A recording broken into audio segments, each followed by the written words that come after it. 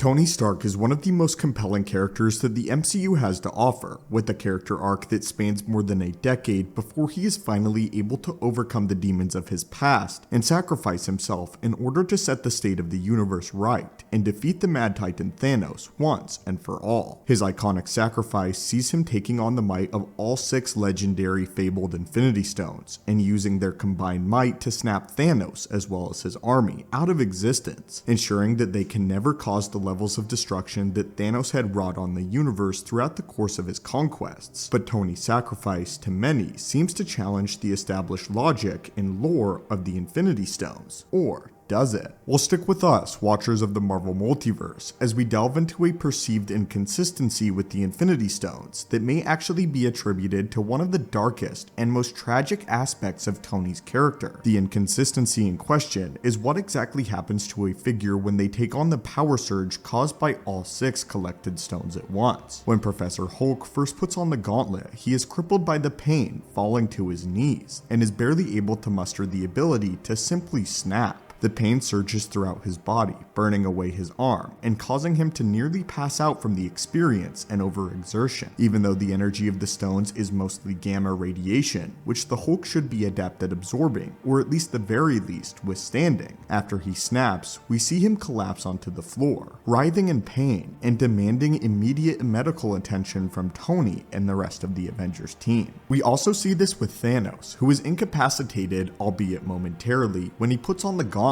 as he is forced to withstand the power surge of all 6 stones, just like Professor Hulk would in Endgame. He stands in pain, unable to muster the strength to snap before being battled by some of our favorite MCU heroes, including Captain Marvel and Iron Man. But these crucial few seconds not only allow our heroes to claim victory, but show just how powerful this energy can be for someone to withstand. So why then was Tony Stark able to take on the power of the stones despite being a mere mortal and showing minimal signs of even pain? Tony Stark seems to take on the power of the stones, face one initial surge, and then be well enough to face Thanos head on and utter his famous last words before snapping Thanos and his army out of existence. Many fans have claimed that this is because he has the entirety of his suit to absorb the power of the stones, but it's important to note that we can physically see very visible lines of raw energy coursing through Tony Stark's body just beneath the surface of his skin. In these shots at least, there is no suit to help him. Tony Stark is facing the power of the Infinity Stones burning him from the inside out, which would ultimately kill him upon snapping. So why doesn't this seem to faze him in the slightest? Well, my friends, we believe the answer is actually rather tragic,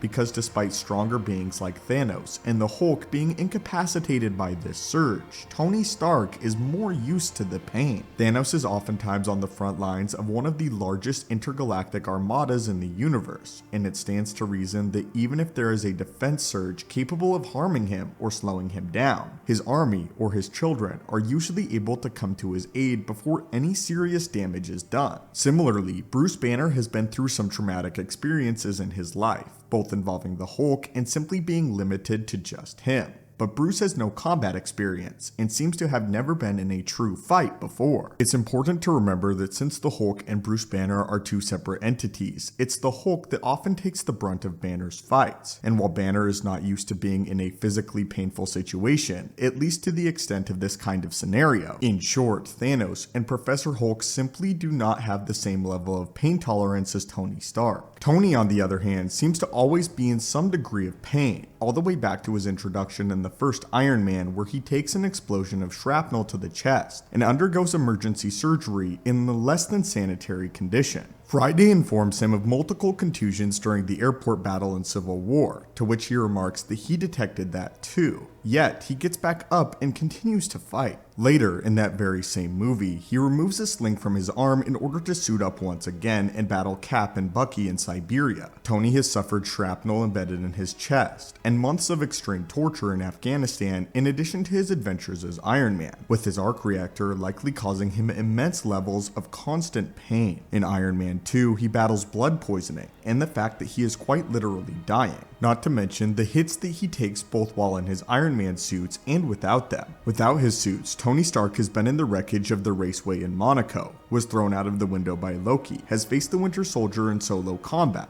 and suffered the attack on and collapse of his mansion in Iron Man 3. Though he eventually suits up during the collapse of his home, he takes a fair amount of beating beforehand and a significant amount afterward. Tony Stark has battled some of Earth's greatest threats as a mere, unenhanced human being crushed by the weight of his Malibu mansion, facing the Chitauri, Ultron, and even his fellow Avengers, and we've seen that these injuries have been long-lasting. In Homecoming, which is set months after Civil War, we can see that Tony Stark nursing the injury on his arm. Yet, he never lets that stop him. While we could go on forever regarding the injuries that Tony Stark has sustained throughout the course of the MCU, we feel you have gotten the point by now. Is it possible that this is the key difference between why Tony was able to withstand the energy surge of the Infinity Stones, while the likes of Thanos and the Hulk struggled so severely? It's no secret that the Hulk and Thanos are both physically superior to Tony Stark, with strength levels, durability, and power output that far surpass anything that Tony is capable of on his own.